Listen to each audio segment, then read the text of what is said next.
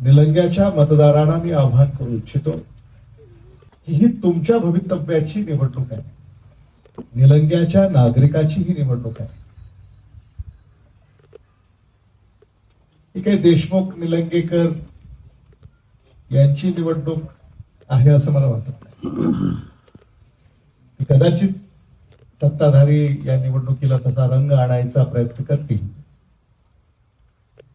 देशमुख विरुद्ध निलंगेकर, निलंगा विरुद्ध लातूर वगैरे वगैरे.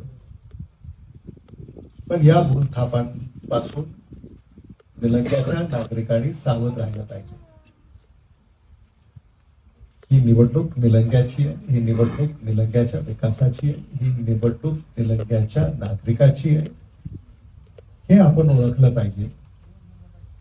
आणि हे जे मतदान या निवडणुकीमध्ये होणार आहे, हे मतदार हे त्यांच्या शहराच्या विकासासाठी करणार आहे.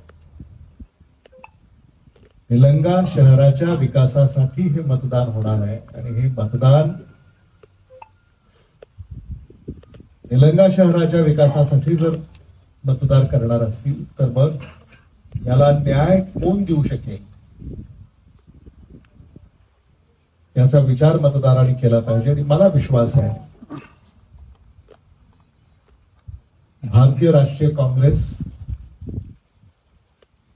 निलंग्याच्या नागरिकांचे प्रश्न सोडवण्यामध्ये कमी पडणार नाही. किंबहुना न्याय देण्याचं कामच काँग्रेस पक्ष करेल ही खात्री मी या निमित्ताने देऊ इच्छितो.